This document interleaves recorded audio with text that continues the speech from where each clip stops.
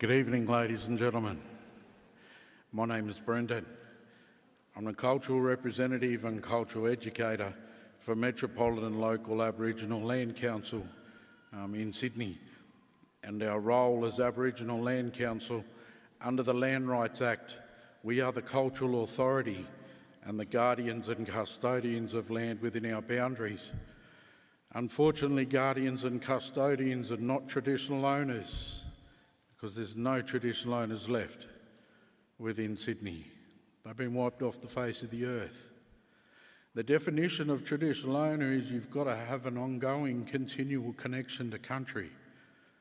And unfortunately, that ongoing, continual connection to country was severed the day Cook landed.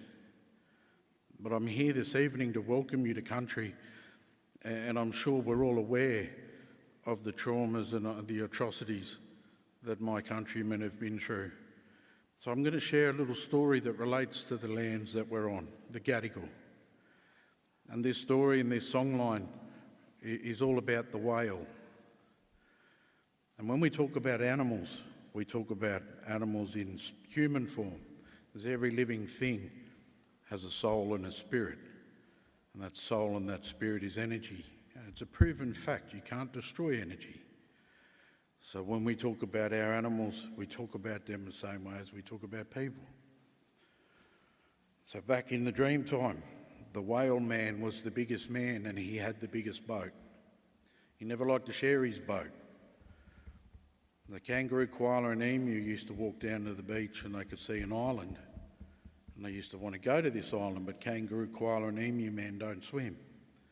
And the only boat big enough to carry them was the whale man's boat. Here's the problem. They spoke to the starfish man and they said, "Starfish man, we need the whale man's boat. Can you help us trick him?" And the starfish man said, "I don't know about this. Have you seen the size of that whale man? If he finds out that I've helped con him get the boat, I'm in big trouble." And the emu man said, "Don't worry about it. He won't find out. He'll be good." So the starfish man agreed.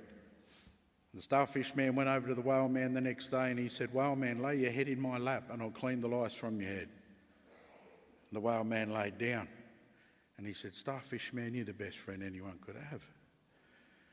Starfish man was cleaning his head. A little time went by and the whale man said, "Starfish man, is my boat still there?" And the starfish man grabbed the stick and he banged it on the boat. "Yeah, it's right here." And the whale man relaxed. Time went by. And the whale man said, "Starfish man, is my boat still there?" And the starfish man grabbed the stick, tapped it on the boat. "It's right here." The kangaroo, koala and emu snuck out of the bush, jumped in the boat and off they went. And the whale man said, "Starfish man, is my boat still there?" And the starfish man panicked. And he grabbed his stick and he tapped it on the rock. And the whale man listened. And he said, "Starfish man, is my boat still there?" And the starfish man said, "Yeah, it's right here." The whale man realised it wasn't the same sound, so he sat up.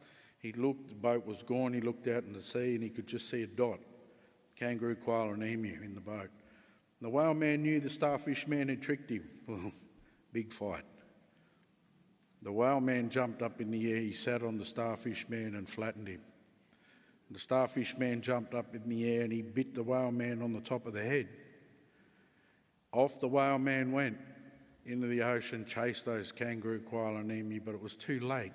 Those three animals already arrived on the island and quickly pushed the boat out to sea and off it went. To this day, that whale man still swims down the east coast, looking for his boat, blowing water through the bite in the top of his head. The starfish man is still flat and lives at the bottom of the ocean. Out of the kangaroo, koala and emu, it was the koala man that paddled the boat. That's why he's always tired. And he's got the big arms and the chest, because he was paddling the boat.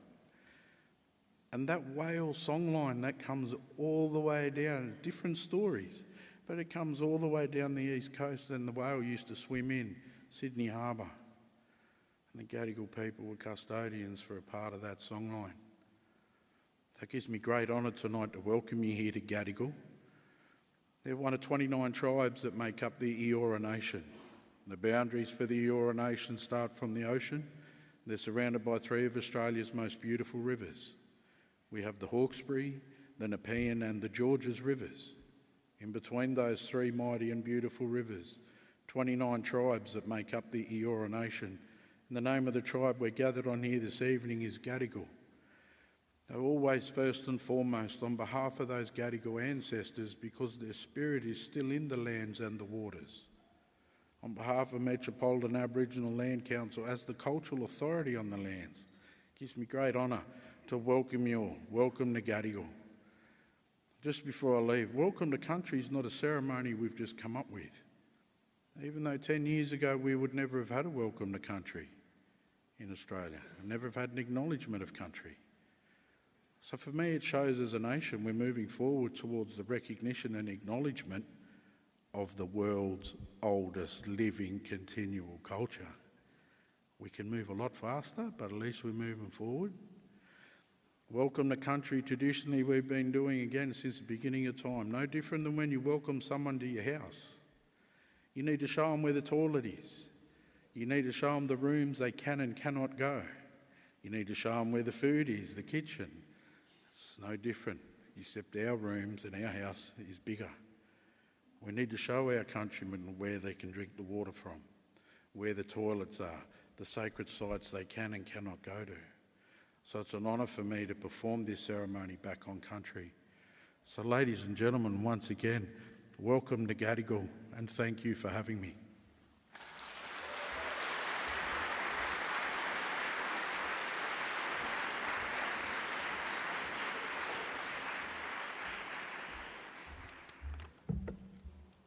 Thank you, Brendan, Karen. That's the third time you've welcomed us to the land the library's built on in the last 12 months, and every time I've come away the better for it. I've come away the richer for it. Thank you so much. Now we've got to reflect on yet another way in which boats are part of our collective history. Cicero once said that if you don't know what happened before you were born, you'll never grow up. And I think we've been reminded yet again by Brendan of the truth of that. On behalf of the Library Council and its President, George Souris, who's sitting in front of me, the very warmest of welcomes to the State Library of New South Wales.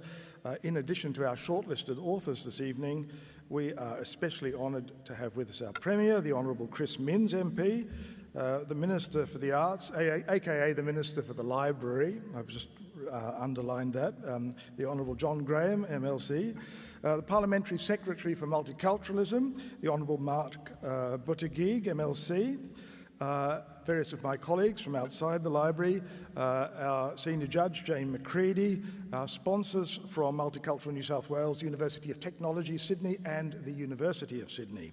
Tonight is the 44th presentation of the New South Wales Premier's Literary Awards. If you are a reader, a writer, an editor, a designer, a publisher, this is the place to be tonight. 30 years ago, people were saying that the book would be dead and we'd be reading on screens, and that's it. But the book was never going to be dead, and tonight is a celebration of that truth. It gives me very great pleasure to get things moving now to introduce my friend and colleague, the President of the Library Council, the Honourable George Souris. Would you please welcome George?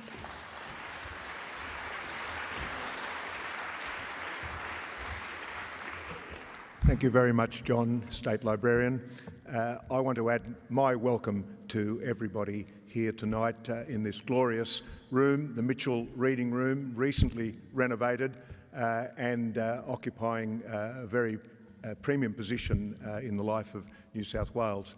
Thank you very much, Uncle Brendan, for that glorious welcome to country. And John, you took the words out of my mouth.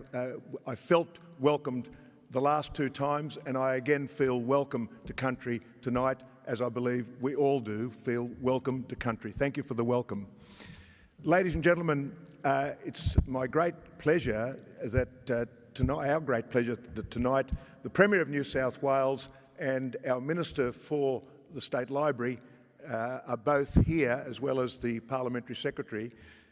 Gentlemen, you're on a 100% attendance at this stage, and I sincerely hope we will see you here again at succeeding awards nights.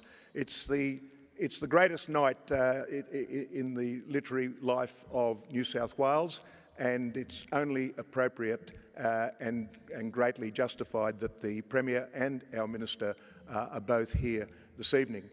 My role is only to introduce the Minister for the Arts, who will then in turn introduce the Premier.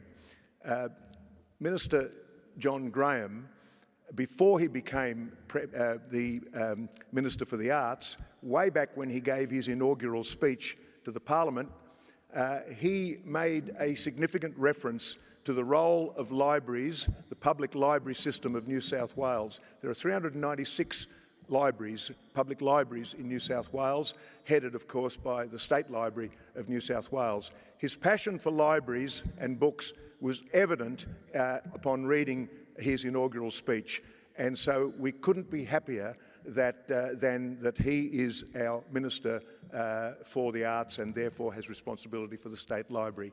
I believe he always was and probably always will be a friend of the State Library. Premier, we enlist you also as our newest two official friends of this library. We look forward to all that lies ahead in the life of New South Wales and with regard to your leadership of it. So, Minister Graham, I invite you to come forward and welcome you again. It's my pleasure to introduce you to this evening.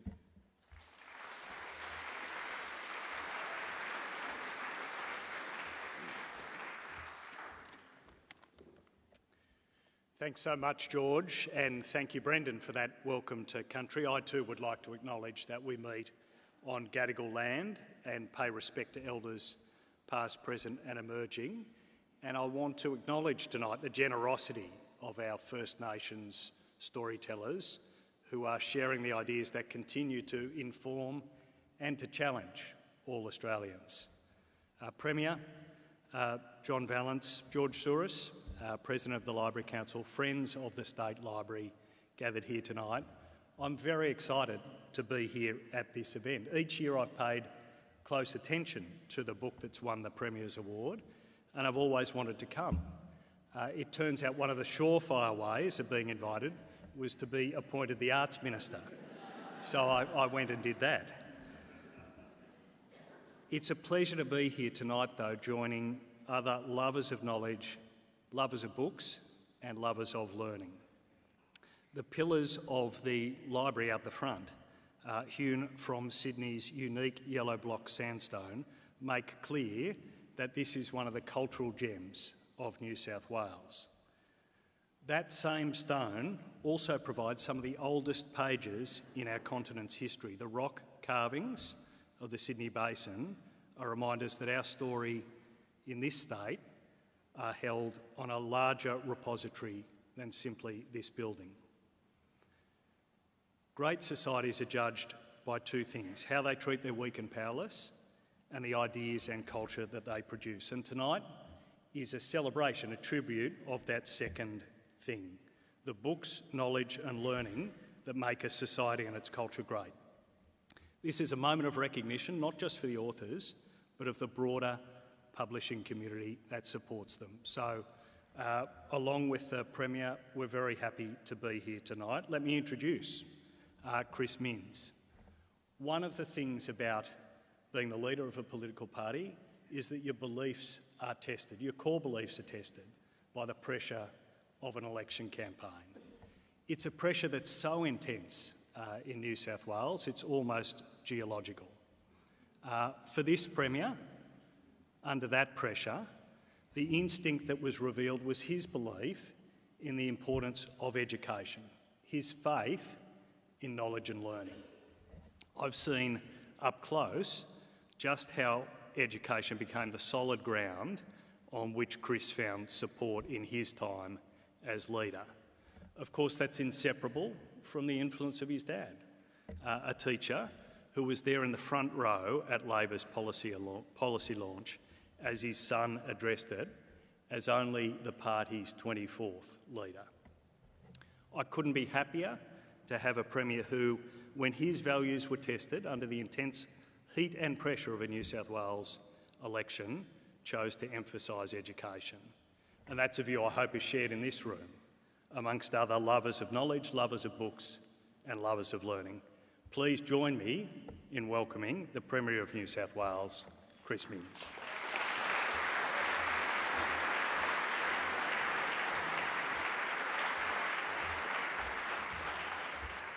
Thanks so much, John. I don't remember the election being that challenging, actually, but I'm sure it was difficult at the time. Look, thank you very much, John. Thank you very much, Brendan, for that heartfelt welcome. And I'd like to acknowledge the Gadigal people of the Eora Nation and pay my respects to elders past and present and any Indigenous Australians who are here with us this evening. I'd like to acknowledge George Souris and Dr. John Vallance and my parliamentary colleague, Mark Buttigieg, who's here, as well as the writers, judges and distinguished guests. I'm delighted to be here tonight for the presentation of the 2023 New South Wales Premier's Literary Awards. And John's right, in order to get a ticket to this event, I in fact had to become the Premier of New South Wales. Friends, it was Ruth Park who said, "Human beings have an inbuilt weakness for stories. A good writer can capture a reader speedily. Park knew a thing or two about capturing readers, for she won the Ethel Turner Prize and her daughter Deborah won it for the kids' classic When the Wind Changes. But writers don't just capture readers, they capture places and moments in time. To read The Harp in the South is to visit a very different Surrey Hills from the one that we know today. And as much as John and I would love future generations of Australians to capture the spirit, the times, the economy of 2023 through Hansard in 50 or 100 years' time, the truth of the matter is, to understand what we live through today, they'll read a book or they'll consume art, and we desperately need our organic Australian writers. Writers capture ideas and insights about the people and the world that we live in. The best writers capture our imagination, showing us new worlds and inspiring us to change existing ones. Now, these awards were established by someone special to John and myself and Mark, and that is the former Premier of New South Wales, Neville Wran, who in 1979 established these awards and said, quote, the arts to take and be seen to take their proper place in our society's priorities. That was his hope for these literary awards. These awards are the longest-running state-funded literary awards in the country, and they're also the most generous.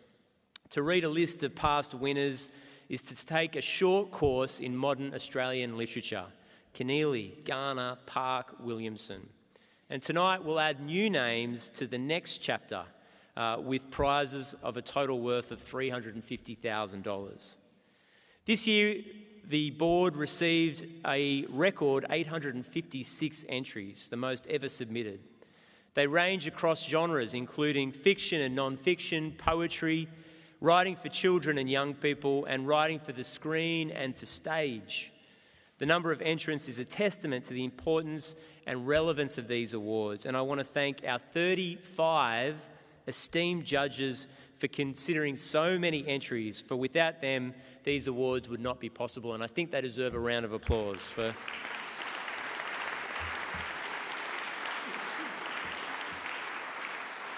856 entries is a couple of books a day, so it's particularly impressive.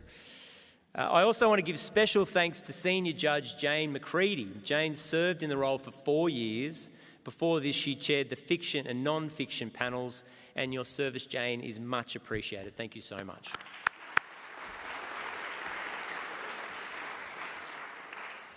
This year's shortlist showcases the richness and diversity of contemporary Australian literature. It honours well-known writers and brave new voices. According to our judges, all shortlisted writers have shown courage, insight and exceptional literary skill. And I want to thank the State Library of New South Wales for running these awards and, of course, for hosting tonight's presentation. Thank you, George. I'd also like to thank our prize sponsors. Writers, like workers, deserve their wages. And so I thank Create New South Wales, Multicultural New South Wales, the University of Technology in Sydney, the University of Sydney for their patronage. Finally, a message to our shortlisted authors and winners. On behalf of the government and, more importantly, on behalf of the people of New South Wales, I extend to you our warmest congratulations, but mainly thanks for your courage in creating new works. We need writers because we love reading. Thanks so much, everybody.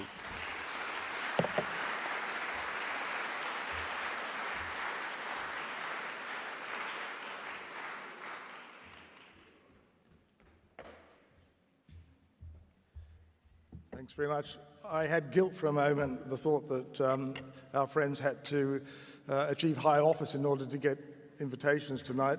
But it is in fact now free. This used to be an event you had to pay for. Everyone is welcome, and I think that message should get out.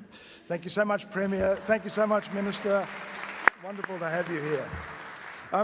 This will be my last Premier's Literary Awards as State Librarian, and I wanted to mark it by thanking my colleague Sarah Fishwick, who has run the awards throughout the whole of my time as State Librarian. And in the great state tradition of bus chucking, I'd also like to ask her if she'll take over. Sarah.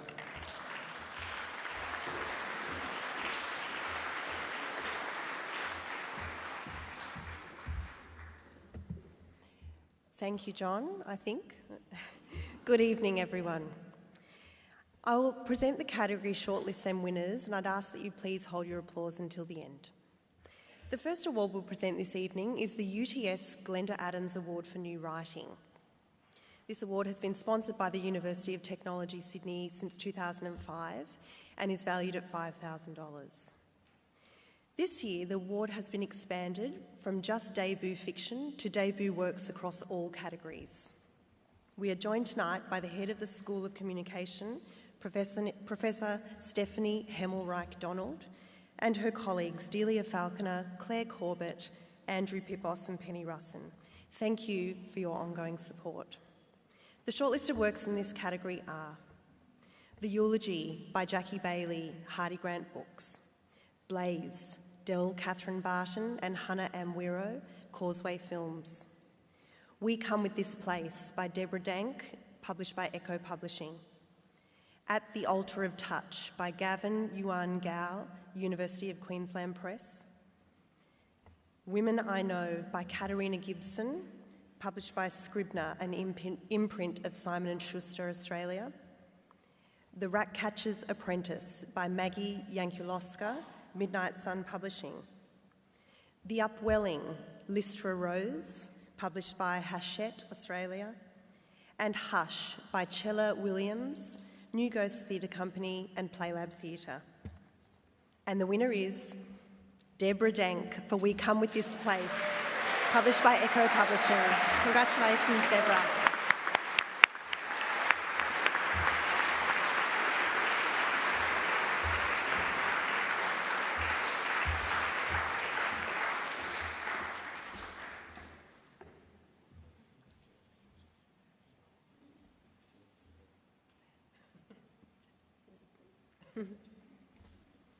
And there's a photo.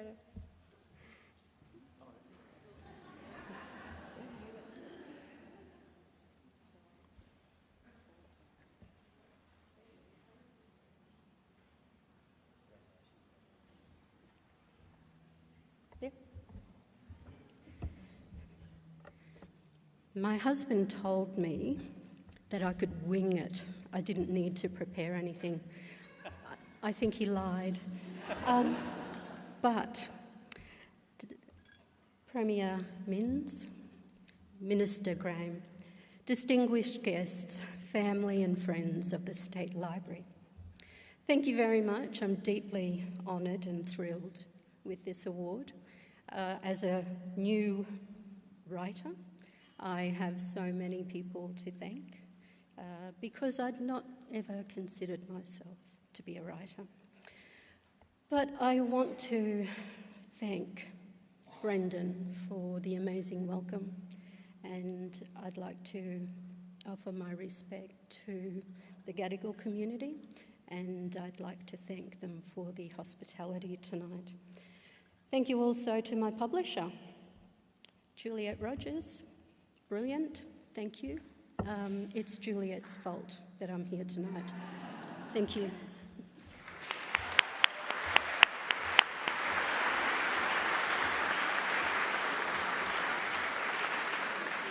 We now move to the New South Wales Premier's Prize for Translation. This biennial award is for a book translated into English over the past 2 years. It is sponsored by Multicultural New South Wales and is valued at $30,000. We're joined tonight by the Honourable Mark Buttigieg and a number of advisory board members and executives from Multicultural New South Wales. Thank you very much for your support of this important award.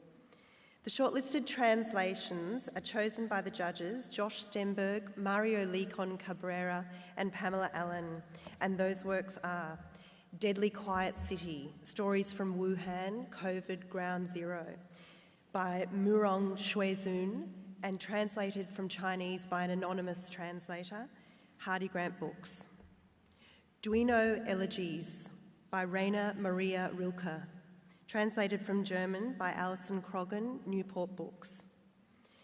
The Membranes by Chi Ta Wei, translated from Chinese by Ari Larissa Heinrich, Columbia University Press. The Assommoir by Émile Zola, translated from French by Brian Nelson, Oxford University Press. On the Line by Joseph Pontus, translated from French by Stephanie Smee, Black Ink. And finally, People from Bloomington by Buddhi Dharma, translated by Tiffany Tsao and published by Penguin Classics. And the winner is Tiffany Tsao for her translation of Buddhi Dharma's People from Bloomington. Tiffany is unfortunately not able to be with us this evening. She's currently living in Singapore, but she has sent us this video message. Hello everyone, I'm Tiffany Tsao. I'm sorry I can't be there in person this evening with you all, but I'm so thrilled and so moved and so honored to be accepting the translation prize for Buddhi Dharma's People from Bloomington. Translating this book was a very special experience for me, not just because I loved the short stories, but because of the opportunity it afforded me to work with and get to know Buddhi Dharma better before his passing in August 2021, a few months before the work came out in English, actually. So a huge thank you to the jury. Thank you so much. I know you did a lot of reading. Thank you to the agent who represents both Buddhi Dharma's work and my work, Jayapriya Vasudevan, for finding this book its publisher home. Thank you so much to the publisher of both the English edition and also the original edition, and those are respectively Penguin Classics and Nora Books. Thank you so much for your support and enthusiasm for the book. And last but certainly not least, thank you to Pak Buddhi himself, Buddhi Dharma, who is not with us here to see this day, but I think he would have been so happy and so proud. Once again, thank you so much.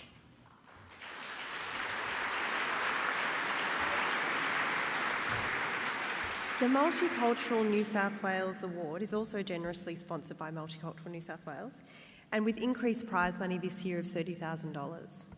It covers works across all the genres of writing which relate to any aspect of the Australian migration experience, aspects of cultural diversity and multiculturalism in Australian society. The judges of this category were Melanie Cheng, Jennifer Wong and Sammy Shah, and the shortlisted works are 11 Words for Love by Randa Abdel Fattah and Maxine Beniba Clark, Hachette, Australia. The Eulogy by Jackie Bailey, Hardy Grant Books. Scary Monsters by Michelle de Kretzer, Allen and Unwin. The Whitewash by Siang Liu, University of Queensland Press. The Bone Setter's Fee and Other Stories by Wonders. And When Granny Came to Stay by Alice Pung and illustrated by Sally Solwal Han, Pan Macmillan, Australia. And the winner is Jackie Bailey for The Eulogy, Hardy Grant Books. This is Jackie's first book.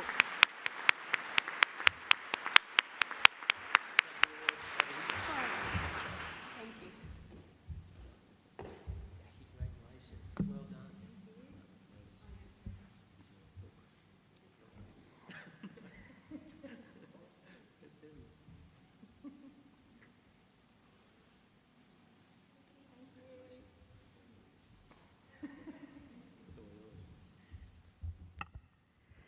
Thank you so much.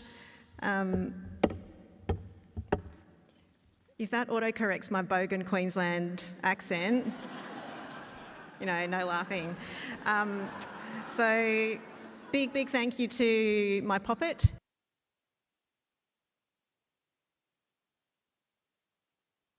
For the 10 years it took me to write this book. Big thanks to Hardy Grant for having the commitment, and SBS actually for having the commitment to diversity, which has landed me here. And a big thank you to cultural diversity, justice, equity, inclusion. They're all extremely important, but to make them real, what you need is money.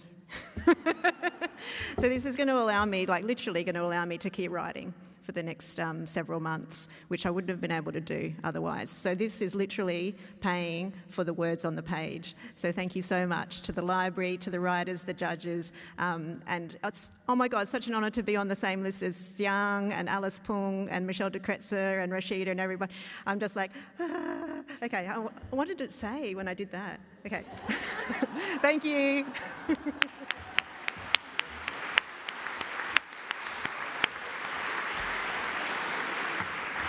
And now for the Indigenous Writers' Prize. For the first time in 2023, the Indigenous Writers' Prize is now an annual award rather than biennial.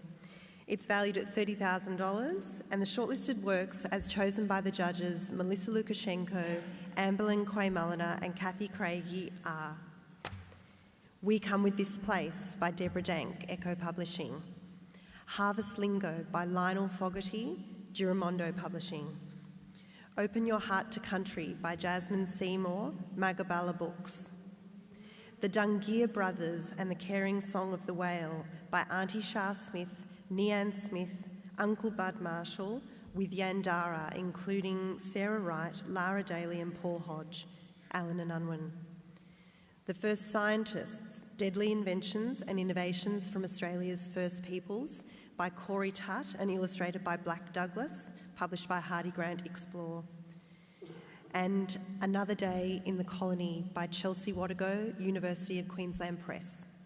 And the winner is Deborah Dank for We Come With This Place.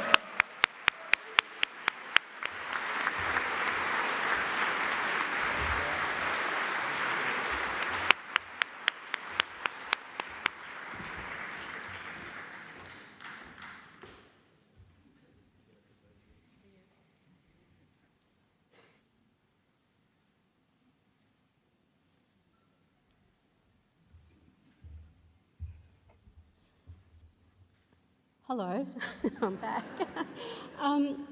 Absolutely amazing. To my countrymen, shortlistees, well done, congratulations. You are absolutely amazing. This is so very, very important that we continue to share the stories that bind us to our place. So I think this is for all of us. My kids are watching. Thank you for being in my life. Thank you for being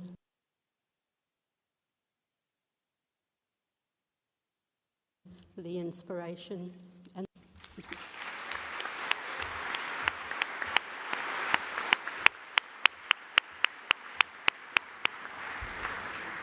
the Nick Enright Prize for Playwriting is valued at $30,000. This year the judges were David Berthold, Jada Alberts and Joanne Key, and the shortlisted plays are Chalkface by Angela Betzian, State Theatre Company South Australia and Sydney Theatre Company; Son of Byblos by James Alazi, 25A at Belvoir Street Theatre and Playlab Theatre; The End of Winter by Noelle Janicesca, Siren Theatre Company; Cathedral by Caleb Lewis, State Theatre Company of South Australia, Country Arts South Australia and Currency Press; Golden Blood by Merlin Tong, Griffin Theatre Company and Currency Press; and White Fella Yellow Tree by Dylan Vandenberg, Griffin Theatre Company and Currency Press. And the winner is, for the second time winning the Nick Enright Prize for Playwriting, Dylan Vandenberg, White Fella Yellow Tree.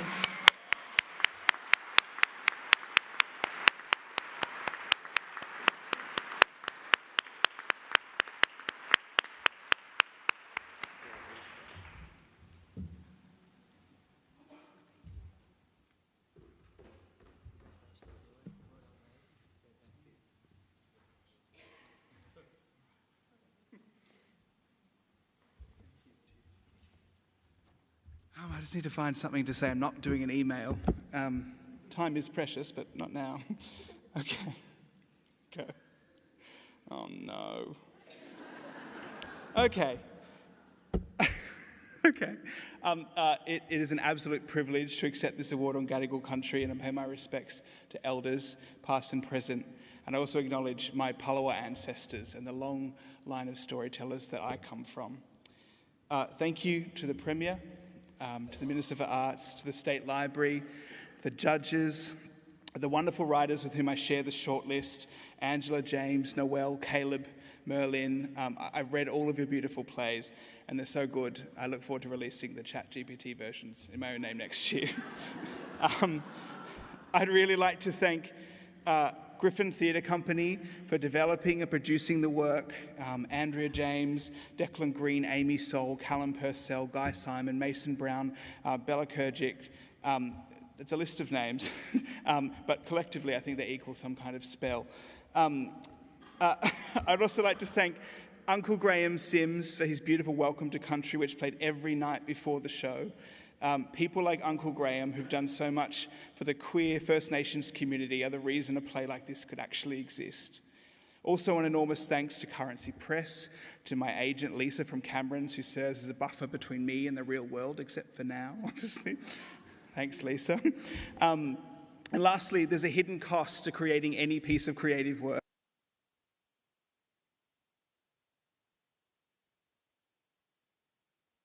The cost to my family, who managed to get on with their own lives, while I'll stare wistfully out the window in my dressing gown, wondering whether the word blackout at the end of the play should be one word or two, just to be different. So thank you to my partner, Emily, for many things, for time, for feedback, for giving me insights into what a love story could even be. To my daughter, for whom I try to write a future, try to write a way the world might be and might see and treat her when eventually she's done with Peppa Pig.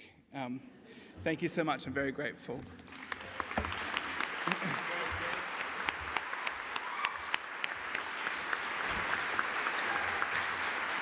The scripts shortlisted for the $30,000 Betty Rowland Prize for Scriptwriting, as chosen by the judges Craig Batty, Reg Cribb and Katrina Irawati Graham are Mystery Road, Origin, Episode 1, The Whipping Tree by Blake Ashford, Bunya Productions. Blaze by Del Catherine Barton and Hannah Amwiro, Causeway Films. Heartbreak High, Season 1, Episode 8, Three of Swords by Hannah Carroll Chapman. Fremantle Media Australia, Netflix Australia and New Zealand. The Australian Wars by Jacob Hickey, Rachel Perkins and Don Watson, Blackfella Films.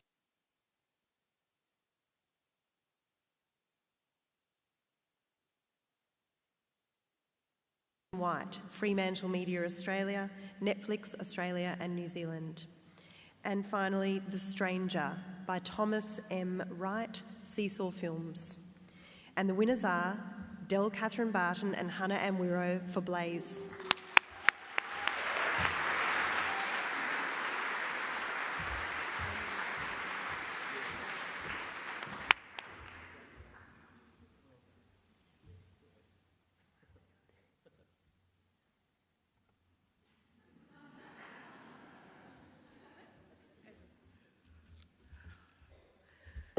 Oh, they are heavy. Okay, thank you. I want to start by acknowledging that this screenplay was written on the lands of the Gadigal and Bidjigal people, where sovereignty has never been ceded. I also want to acknowledge the First Nations, Black, Indigenous writers in the room, and acknowledge that your work is in conversation with something that a lot of us couldn't even begin to understand. So I see you, I hear you, and your work really informs what we do. Thank you to the Premier. I was hoping there was a change of government before we won, so wins all round. And your friends, thank you to all of them as well. I want to thank Del Catherine Barton for inviting me to the table. She did not have to do that. I want to acknowledge Sam Jennings, who is one of the greatest film producers I think this country has ever seen, for taking a risk on not just me, but Del, whose practice wasn't film or writing, but painting, and Liz Ellis, who was also in the room through the writing process. I want to thank my family for being here tonight, and I want to thank the amazing women that do work in the real world that we only thought we could try and depict. So specifically Bryony Bainon, Yumi at the Older Women's Network, and my own grandmothers who showed me that we could want more and be more and deserve more. I'm going to read some words now from Del Catherine Barden, my co-writer and the director of Blaze. She's in London showing people her amazing work, but she wanted to say that I so wish I could be here in person to be acknowledged in this way, in this space, for this story quite simply means everything to me. My deepest gratitude to Hannah, that's me, and our fearless producer, Sam Jennings, for your brave journey on the page. Realizing this script remains the toughest, life-changing, life-expanding, life-healing, creative journey for me. So many tears, so much deep diving, so much reconnecting. What an honor. Thank you, thank you, thank you. DKB.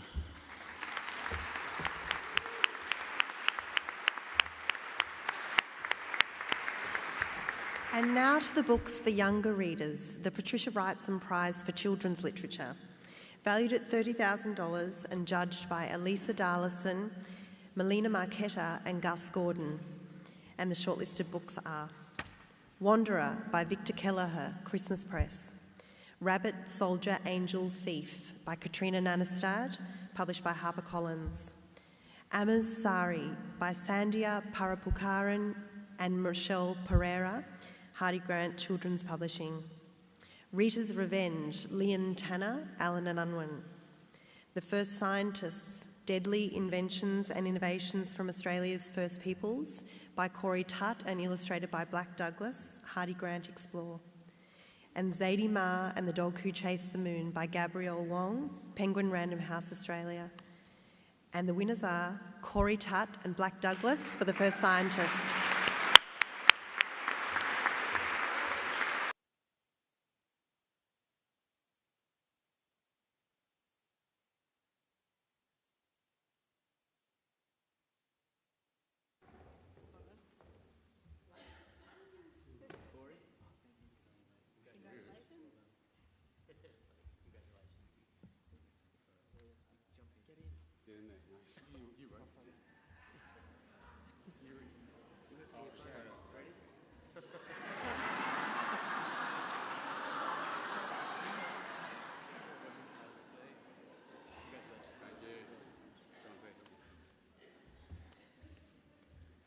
Wow. I'm a Gamilaroi man from Dapto, of all places. I went to Dapto High. I left school in year 10. I went to a place called Boyup Brook in Western Australia at 16 because my career advisor told me I couldn't be a zookeeper. I was told that I was better off dead or in jail. I didn't know how to read and write. I have learnt this all as an adult. First Scientist is a book that challenges the notion of what is a scientist. With my charity Deadly Science, I go out to schools all over Australia and I ask children all the time, what does a scientist look like? And for me, I always get the same deposit sketching, right? If I was to take what children describe a scientist as, they tell me that it looks like a bit like Albert Einstein. But actually on this land, the land of the Gadigal people, Aboriginal land, our people have been doing science and STEM for 65,000 plus years, since the dawn of time. And that is just as much my history as a proud Gamilaroi man as it is yours. So when I was writing First Scientists, I was lucky enough to be able to create a book that challenged the notion of what is a scientist. For children all over the country, black, white, wherever you come from, this nation is the birthplace of this land's first scientists, and we should celebrate that. So, how does one create a book, through anxiety and just nerves,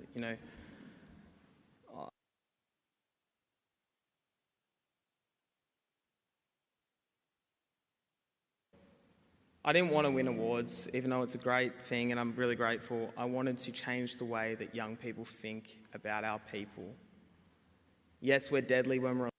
I was lucky enough to collaborate with this man here, Uncle Black Douglas, my brother, and he was able to put these words into exactly how they wanted to be. We decolonised the lab coat. We did that together, and we did that because of all of you as well who supported us. So I just want to thank Hardy Grant. I want to thank my wife, Kate. I want to thank Black. I want to thank my Deadly Science staff, every community, every child that's picked up this book and has deleted the word I can't from their vocabulary and said, I can. And that is the most important thing. And I'm going to pass off to Black because he deserves to say a few words.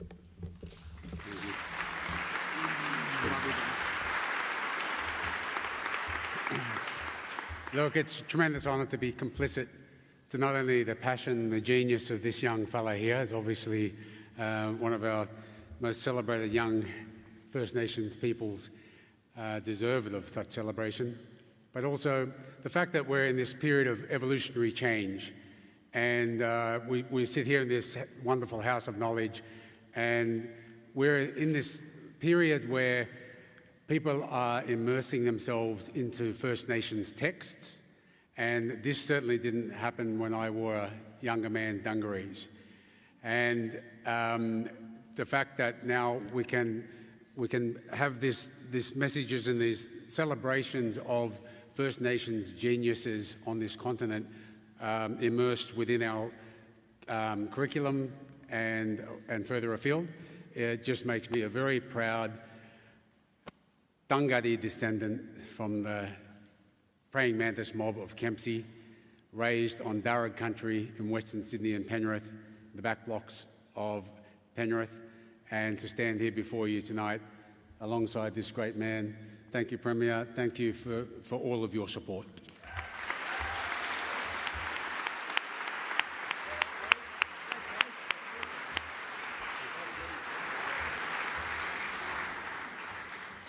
And now to books for young adults, the Ethel Turner Prize for Young People's Literature, valued at $30,000 and judged by Wei Chim, Leanne Hall and Will Kostakis.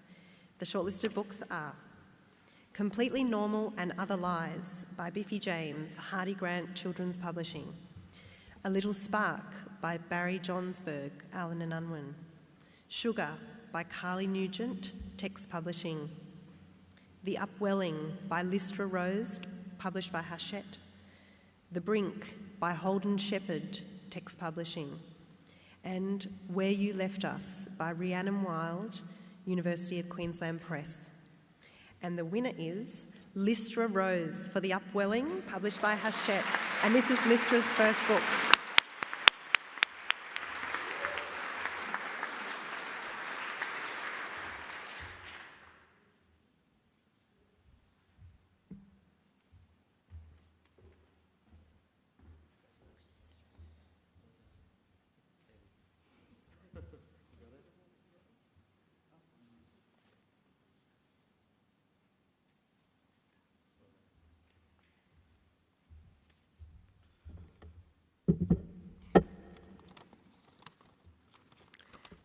Yura Wandara.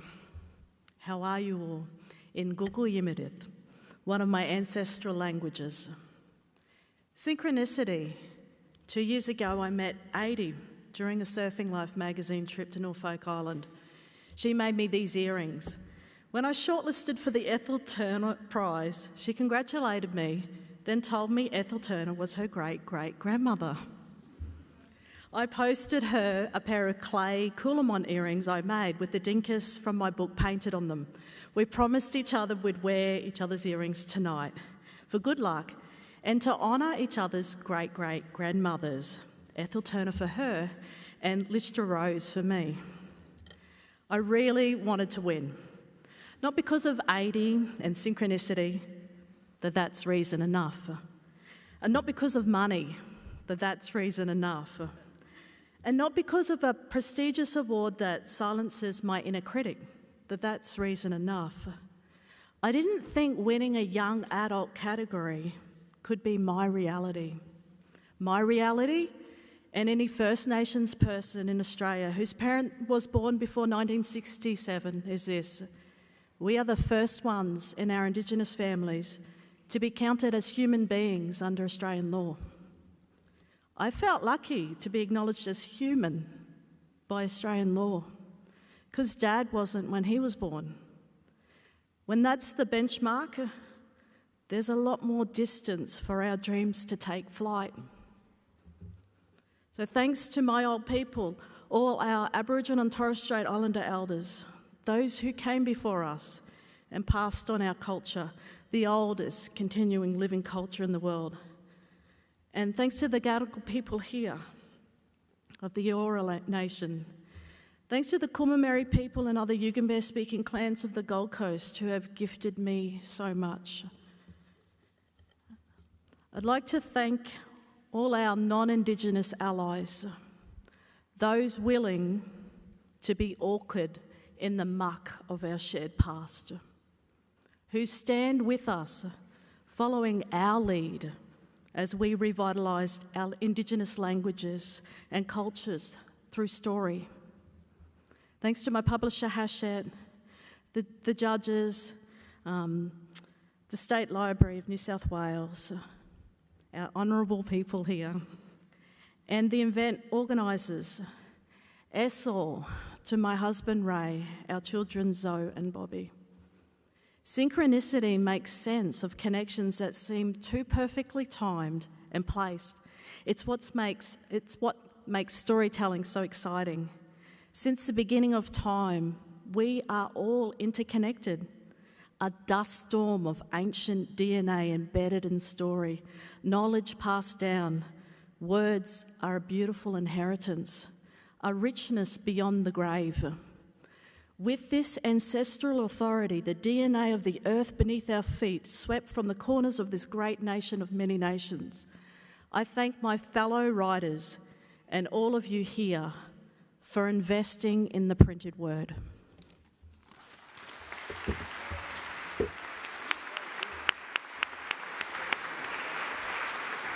The shortlisted poetry collections for the Kenneth Slessor Prize for Poetry, as judged by Lachlan Brown, Felicity Plunkett and Eileen Chong, are Revenants by Adam Aitken, Giramondo Publishing, The Singer and Other Poems by Kim Cheng Bowie, published by Cordite Books, Stasis Shuffle by Pam Brown, Hunter Publishers Australia, Mirabilia by Lisa Gorton, Giramondo Publishing, The Jaguar by Sarah Holland Batt, University of Queensland Press, and To Ecstasy by Marjon Mossama Parast, Upswell Publishing. And the winner is Kim Cheng Bowie for The Singer and Other Poems. Congratulations.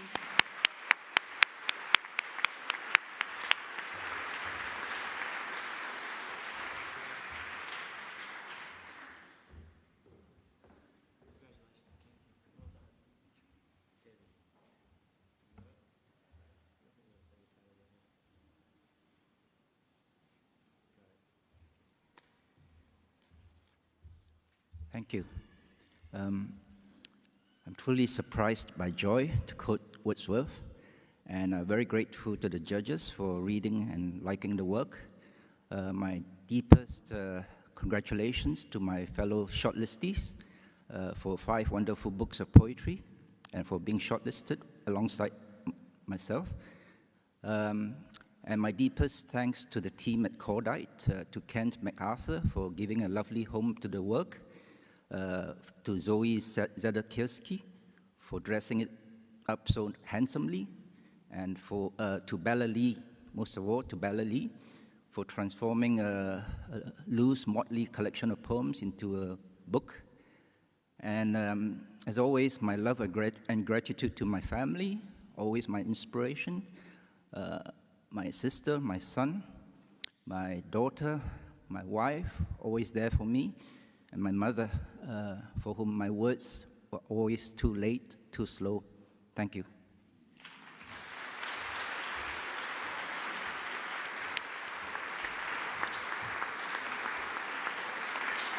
The judges for the Douglas Stewart Prize for Non-Fiction were Louise Edwards, Patrick Mullins, Ryan O'Neill, Kate Holden and Zoya Patel.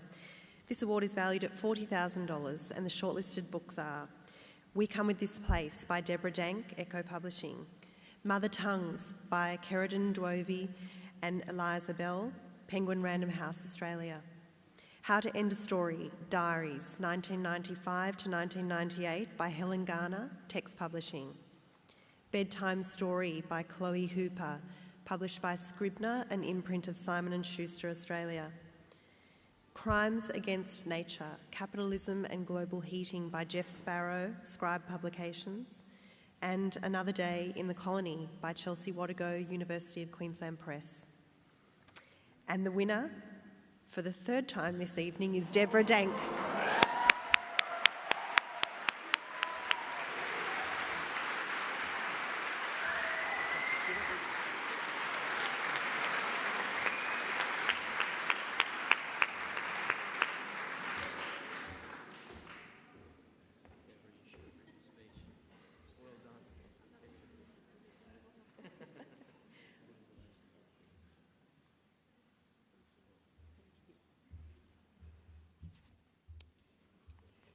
Perhaps Rick didn't lie after all. I reckon I'm going to wing this a little bit more.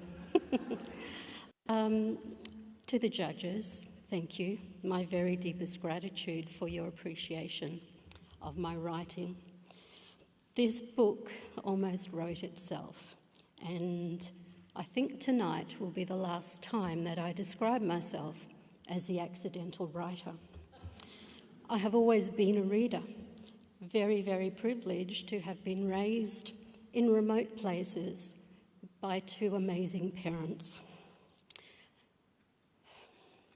My dad, a Gurindji Wakaya man who did not read or write English, but who insisted, by God, you will learn. And my mum, a very, very young mum, literally 15, several months before I was born, who in those remote places taught me to read by the time I was about 4, and who also insisted, by God, you will learn. She didn't say God so much because we come from a really good, strong Methodist background. My children have been so integral to everything that I have done.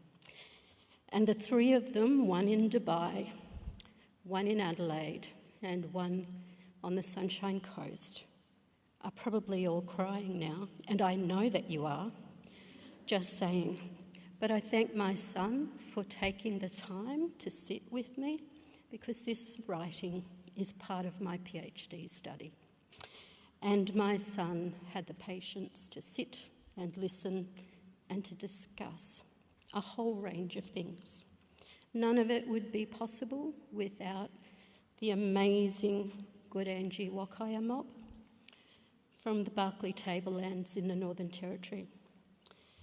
If you enjoyed my book, if you read it and you saw something of an Australian story embedded in that, will you please take a moment or a bit longer to consider what's happening on my country. My country is in the Beetaloo Basin and it is being fracked. So this story, or these stories, are even more important for my family, because very soon my 12-month-old granddaughter, who calls me Gar but can say crocodile, will not be able to grow on country like she deserves to. And my soon-to-be 13-year-old granddaughter, who is becoming an amazing martial artist, following in the footsteps of her grandfather, she will not be able to go home so much to experience what her mother did and what her aunt and her uncle did and what the Mimis have taught us all. So thank you. The judges, thank you sincerely again. My amazing publisher, Juliet Rogers, and the team at Echo. To my fellow shortlistees, congratulations and my sincerest thanks for the continuing contribution to literature, filling the space across the Australian landscape, as we all deserve. Thank you.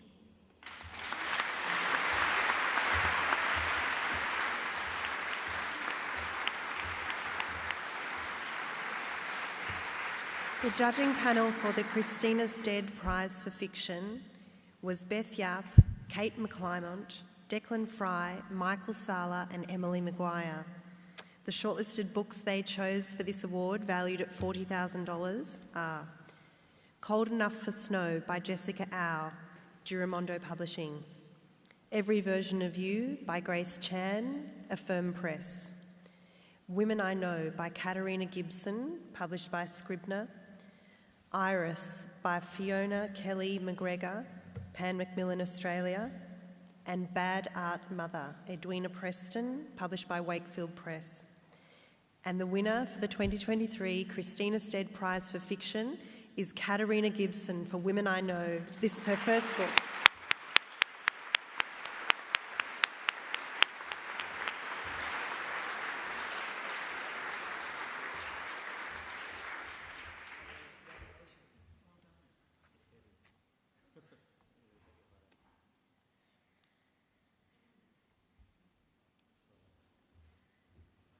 Okay, I'm going to keep this quick because I know you all need a drink. So, and I'm also very nervous, so forgive me for reading off my notes app. I want to take this time to just thank some people. I want to thank my fellow nominees and your incredible books. I'm really honoured to be nominated alongside you. Thank you to my parents, Mum, Dad, and Glenn, and to my family. Thank you to Michael Winkler. Thank you to Kat, Maddie, Ben, Eilish, Michaela, Em, Miles, and all my friends, many of whom I know I'm forgetting right now. Please forgive me. And thanks to my colleagues at the bookshop. Deep thanks to my publisher, Ben Ball, for understanding what I wanted to do with this book and making it happen. And thanks to everyone at Scribner who does all those things that I don't understand, that I know make the industry go round. They're a mystery to me, but I appreciate them. Thanks to my beautiful agent, Caitlin Cooper-Trent, for believing in me and her hard work and for being here tonight. Thank you for the judges for giving my strange book this incredible award.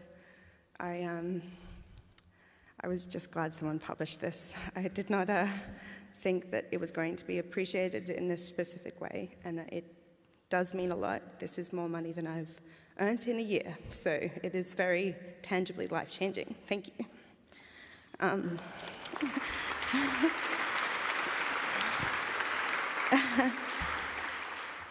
Thank you to all the Indigenous storytellers who can... Maddie's, give it 2 minutes, man. Okay, thank you to the Indigenous storytellers who continue to write against colonial depictions of landscape. I am deeply indebted to you. And thank you to the friend that just texted me while she was watching the live stream. Give it 2 minutes, man. But I am. Writing your own country is deeply powerful, and it means a lot to writing in this country. And lastly, I want to thank my boyfriend, Tyler, for everything. But I'm going to take this specific moment to thank him for all the times he's spotted me dinner, or as he calls it, supporting the arts. I hope the arts can support you back. Thank you.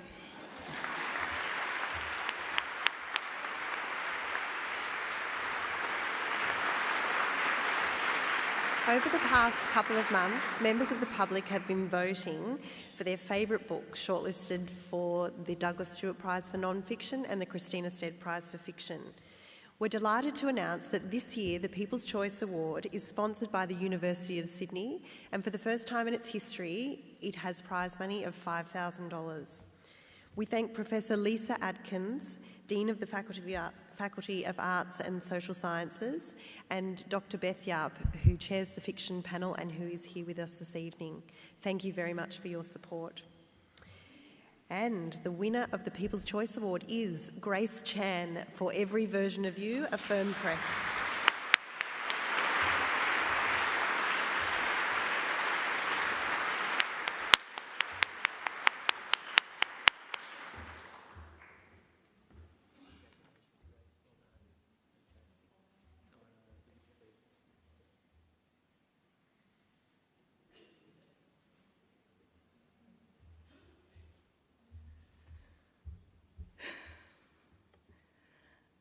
Can't believe I'm up here. You know that feeling you get when something's a mistake until it's actually happening to you? I just wanted to say thank you to everyone behind the Premier's Literary Awards for this great honour. A huge thank you to the judges of the Christina Stead Prize for Fiction. It's an incredible honour to be shortlisted amongst these 5 brilliant works. I have to thank everyone who has read and voted for every version of you. I still can't believe that my debut novel has resonated with readers out there. I'm incredibly grateful. To everyone who has made this possible, first and foremost, my family, especially to my husband Brian and to my mum, for never begrudging me the time to write. To my friends, to my wonderful agents, Jacinta and Danielle, to my editor, Coco, who made this story presentable, and to my amazing publishers at Affirm Press. Thank you. Thank you so much.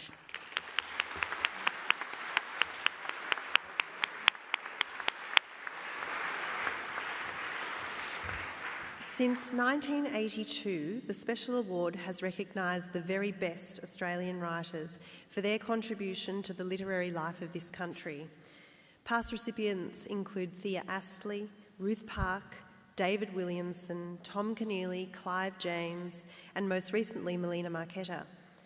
This award is not open for public entry, but instead is proposed by the judging panel. And this year, rather than to an individual, the Special Award goes to a volunteer-led community organisation which has had an immense impact over the past decade. They attract hundreds of attendees to their events each month, and they've been instrumental in bringing new voices to Australian publishing through their 4 anthologies. They've sparked a love of poetry in their Western Sydney community. You're starting to catch on to who I'm going to say in a minute. And they've described their organisation as multiculturalism personified. Congratulations to the 2023 Special Award recipient, Bankstown Poetry Slam.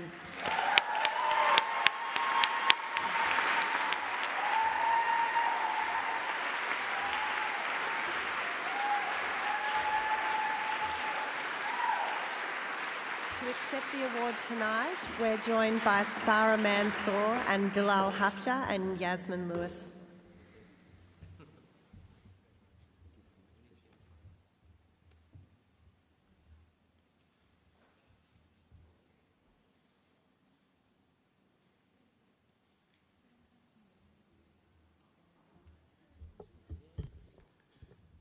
We just wanted to take a second to have a few thank yous. We'd like to start off by thanking the judges who nominated and chose us for this award.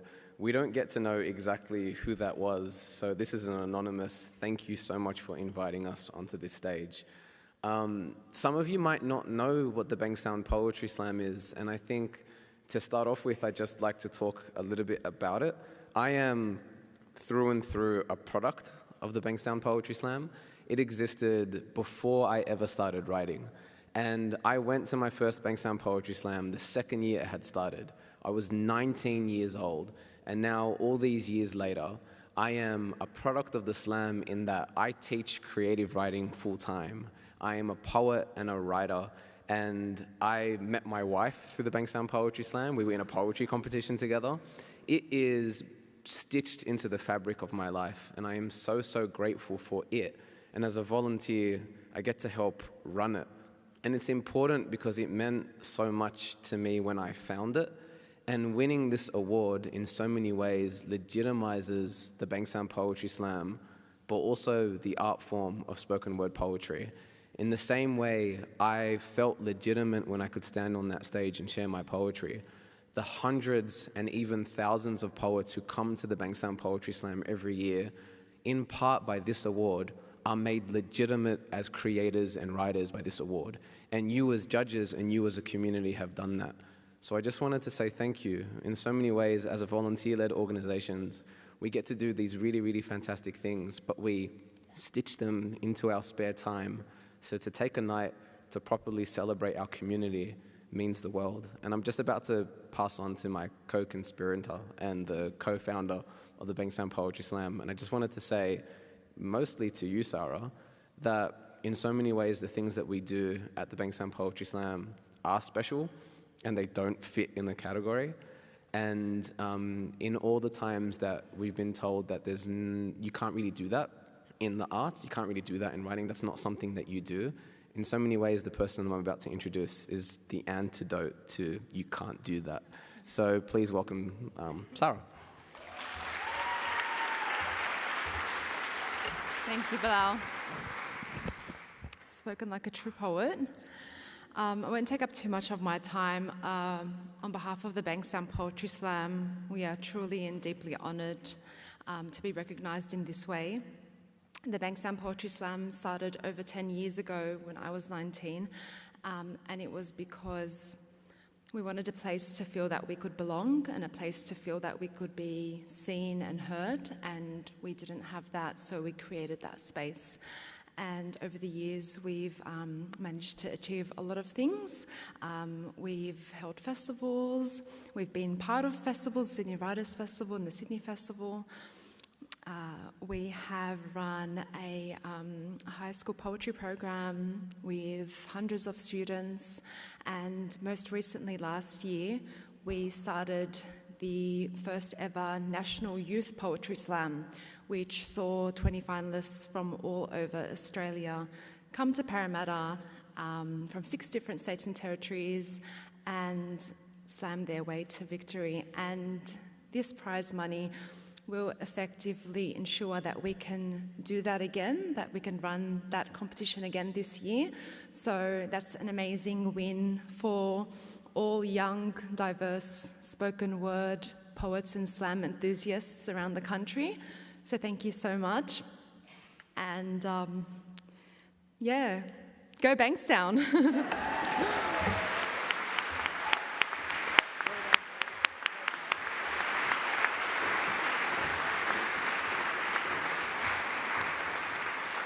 Congratulations to all our category winners this evening.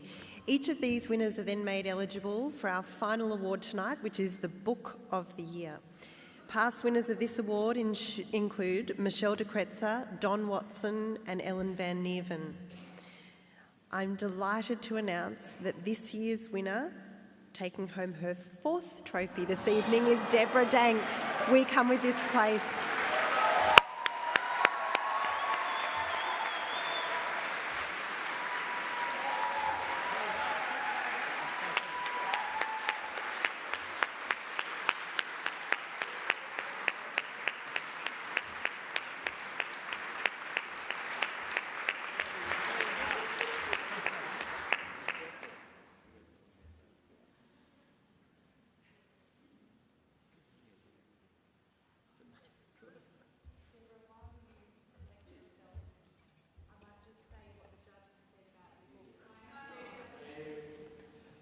There we go.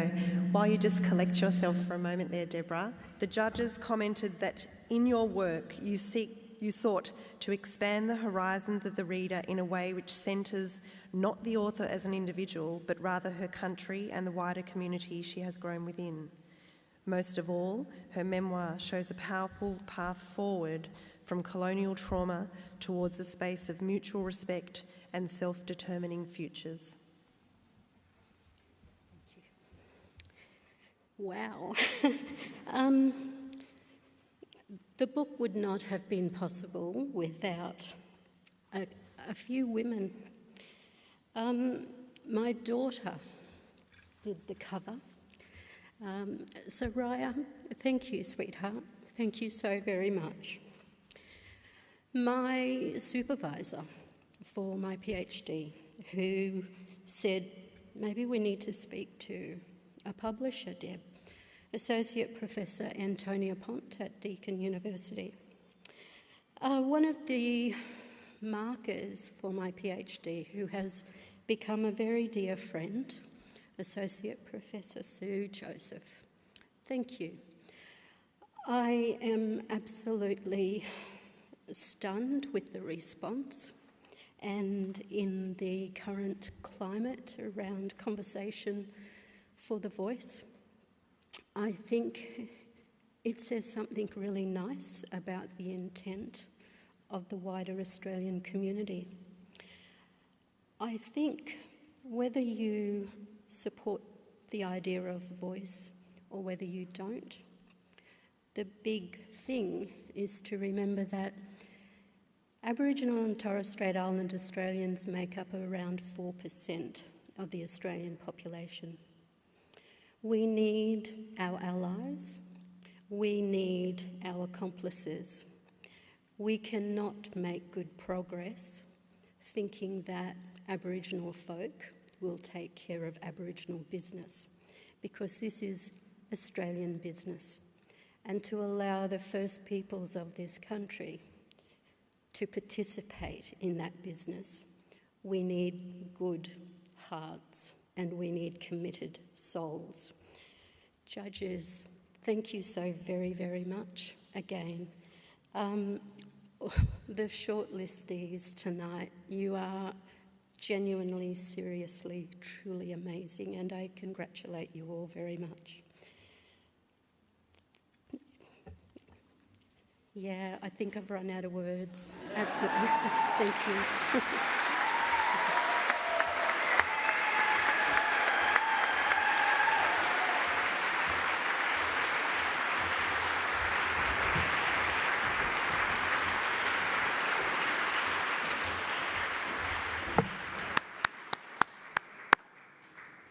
Right, well, Katarina Gibson reminded us a moment ago that we're looking forward to a drink. Before we lap up the victuals, I have one last presentation, a slightly unusual one. The Premier mentioned that there were 34 judges. We thank them again. 856 entries, 856 entries. And this is also the last awards for the Senior Judge, Jane McCready, and I'm going to ask her if she would come up and accept our collective thanks for her work and all the judges.